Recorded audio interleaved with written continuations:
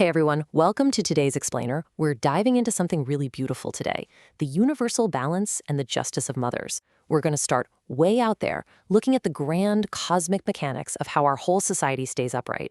And then we're going to zoom all the way in, right into the quiet sacrifice and profound love you find inside a home. So let's just get right into it.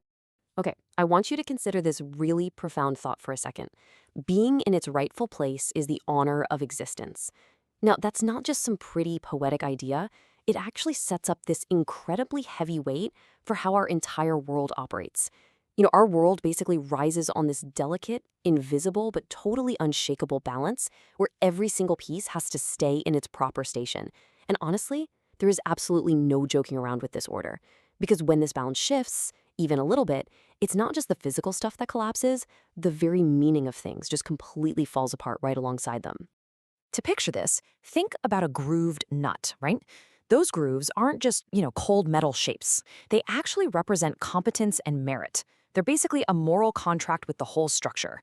Now imagine taking a critical task and handing it over to someone who completely lacks that merit.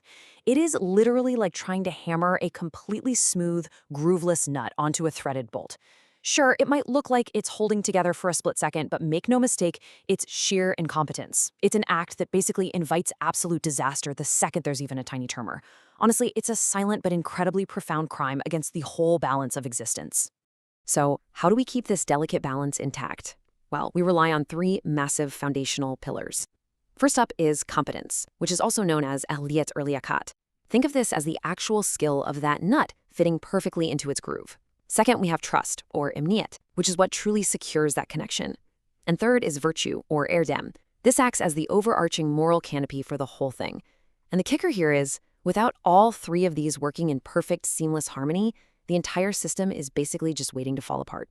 Now, I really want to zoom in on that second pillar for a minute, trust. Specifically, this concept of being emin. Being emin isn't just about, not being afraid. It's this profound state of being truly credible.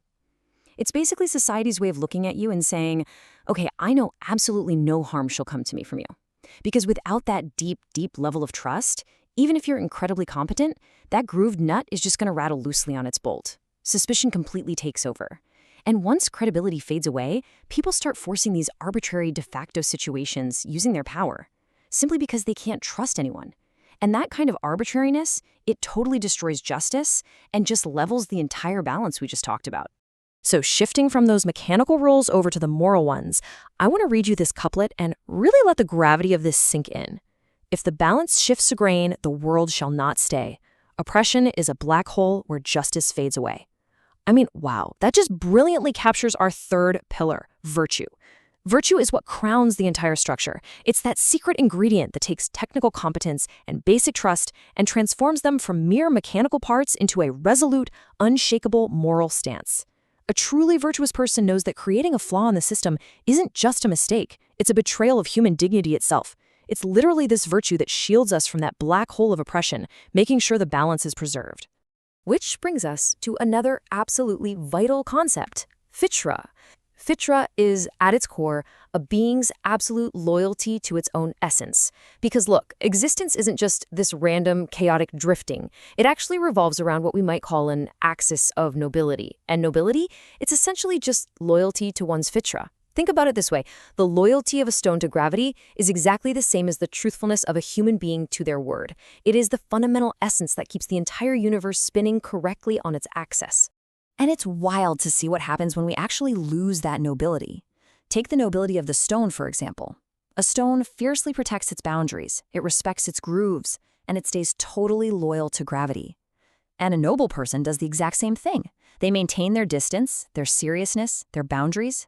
But when people lose trust in each other's caliber, that's when this sort of jellyfish existence takes over. You know what I mean? It's spineless. It just drifts around, consuming and changing shape based on whatever current happens to be flowing that day. And sure, it might look transparent, but don't be fooled. That transparency comes from a total lack of essence and weight, not from actual honesty. And this perfectly ties those cosmic mechanical rules straight into our daily lives. The world turns with nobility. Even in the stone, a soul is found. By justice, all things stand. Without it, a dungeon is the ground. Think about a physical building. If a building's columns aren't placed with justice, meaning, correct static calculations, that building is 100% going to collapse. It's just a physical law. Well, guess what? The exact same law applies to human relationships. Friendships that are built with those grooveless nuts we talked about, or business partnerships that completely lack nobility and virtue.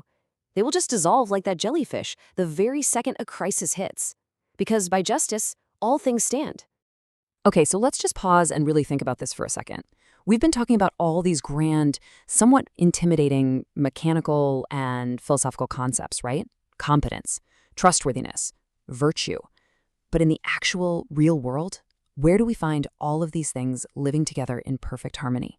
Where is the ultimate, undeniable proof of this universal balance? Well, we find it in a mother. A mother's love cannot be placed upon a scale. Do not attempt to measure it. It is beyond measure.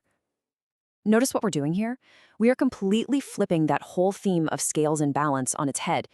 We're stepping away from the cold, calculating mechanical engineering of the universe, and we are walking directly into the immeasurable, unconditional warmth of a mother's love. Because for a mother, simply the existence of her child is enough. It completely defies all cosmic calculation. I absolutely love the way this is described. Mothers arrive quietly, like spring rains full of abundance. I mean, they don't need some grand, flashy display, right? They just arrive quietly, and yet they somehow awaken the whole earth. They bring brand new life even to dried out, weary branches, and they manage to do it all without ever hurting them. It is this silent, incredible, life-giving force that just sustains the world entirely behind the scenes. Now, let's talk a bit about this concept of a mother's justice, because let's be honest, the world can grow incredibly harsh sometimes. And today, when people hear the word justice, they usually picture these cold, calculating courtrooms. But a mother's justice? It is entirely different. She inspires total safety just by being in the room. When she covers her child's faults, she doesn't use oppression. She uses the incredible discipline of mercy. True justice, the kind actually embodied by a mother, is this amazing ability to uphold what is absolutely right, but doing so without ever breaking a heart. It's such a beautiful contrast when you think about it.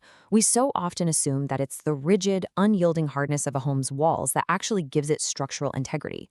But what really keeps a home standing, what truly holds it together, it's the softness of a mother's voice. That true strength, that real structural integrity in our society, it actually comes from gentleness. It comes from compassion and the quiet, unseen sacrifices made every single day inside the home. And here is exactly where everything just comes full circle. This is why this whole explainer is so incredibly fascinating to me. Remember those grand pillars holding up the universe that we started with? Competence, trust, virtue.